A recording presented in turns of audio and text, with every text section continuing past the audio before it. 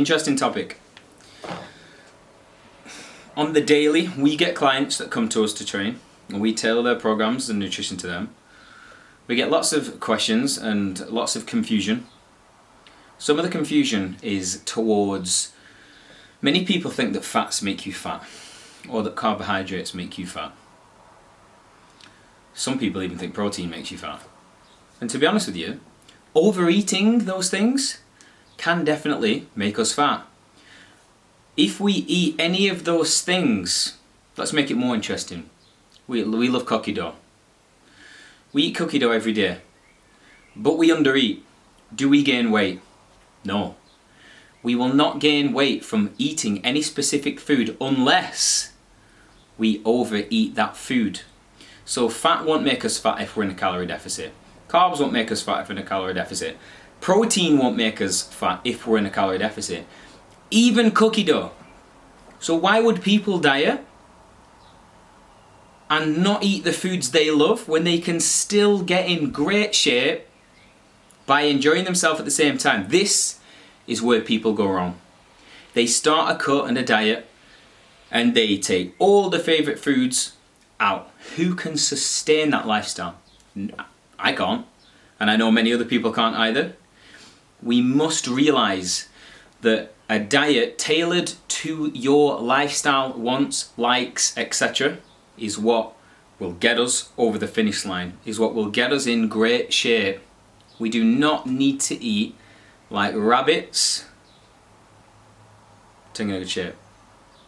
Yes, I realise I've not been looking in the camera, I've been looking at the visual.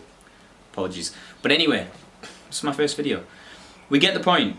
So, from now on, if you eat a food that you shouldn't eat, don't feel guilty. Are you accounting for that food? If yes, you're fine. Don't get me wrong, there are caveats to abide to. For example, protein is the only macronutrient that we cannot store in the body like we can store fats and carbohydrates. Therefore, we need a regular intervals of protein, 3 to 5 times a day, to support muscle tissue, which then avoids us looking skinny fat at the end of our cut.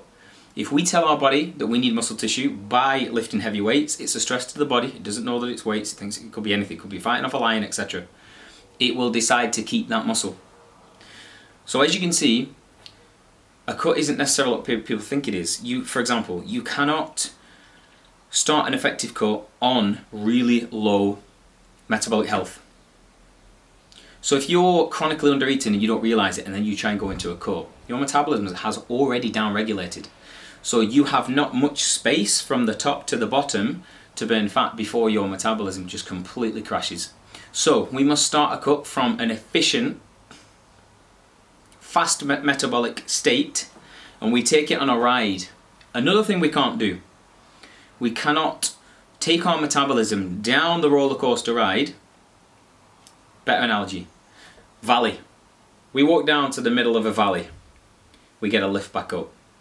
If we do this with the metabolism from food, so we slowly eat less and less and less and less, get to here, and then we eat what we did up here, straight away we gain weight. The metabolism also regulates.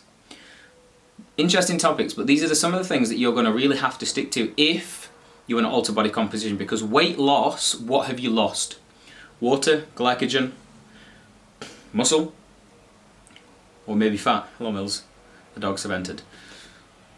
So more goes into fat loss than people think, and we must be more methodical in those initial phases if we want a successful cut. If we just want to lose a little bit of fat, okay, cut out foods, but where's your metabolism? Where are your calories? How many more tricks have you got left up your sleeve before your metabolism crashes?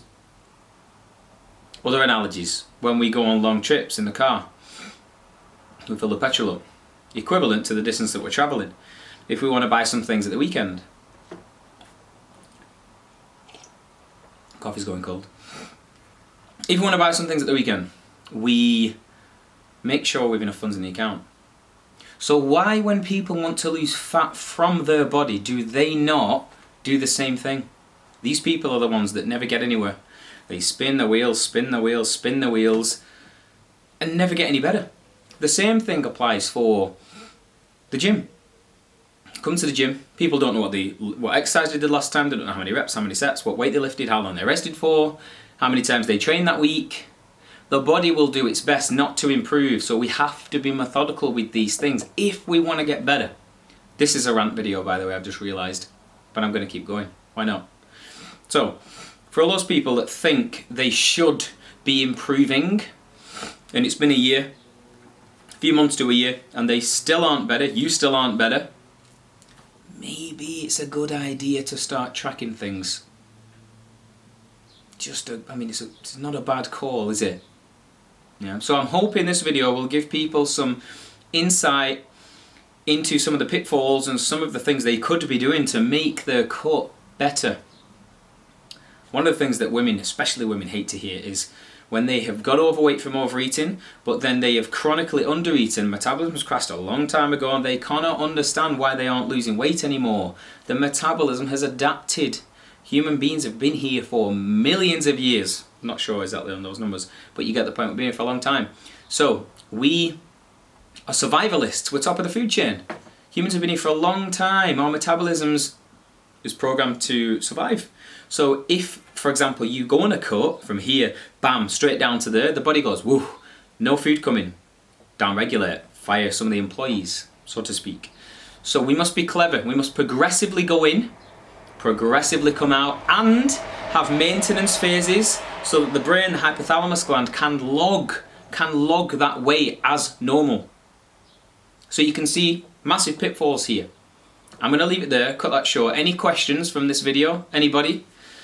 Comment in the section below.